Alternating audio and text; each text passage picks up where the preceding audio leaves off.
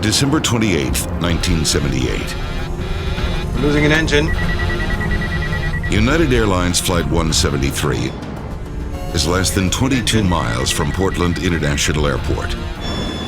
The plane's engines are flaming out one after another.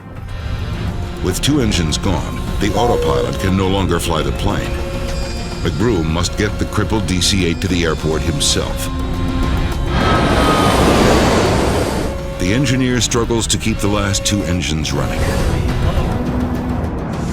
We just lost 1 and 2. Flight 173 has now lost all 4 engines. With no engines running, backup batteries now provide power to only critical instruments. The 100-ton aircraft is losing more than 3,000 feet of altitude a minute. At this rate, they will be lucky to stay airborne for as long as 90 seconds. Now, Captain McBroom makes a horrifying calculation. We can't make it. The airport is too far away. Okay, declare Mayday.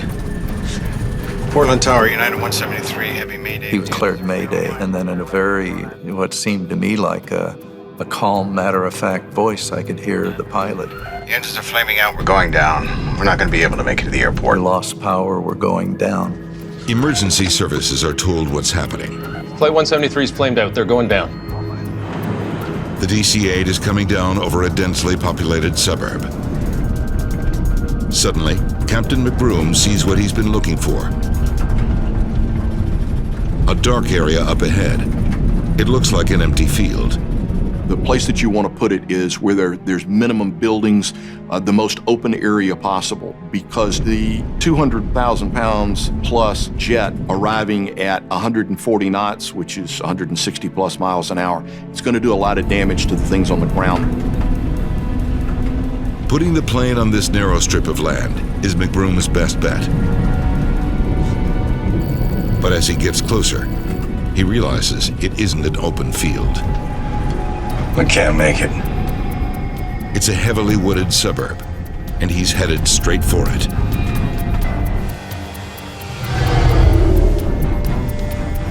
If they're woods and that's all you have, then you're going to have to deal with it. The tops of trees are pretty soft. As you settle into the trees, they get progressively less soft. They're going to do a lot of damage.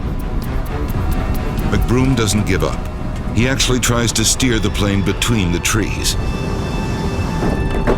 The passengers still assume they're about to touch down on a runway.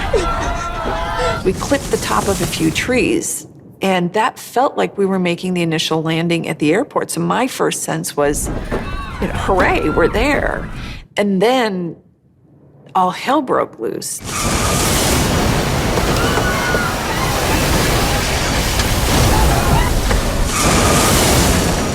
I saw the bright flash out there and knew he had gone down.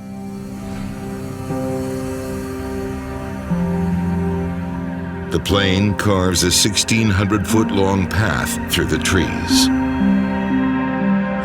Incredibly, the DC-8 has crash-landed in the middle of a major American city without injuring a single person on the ground.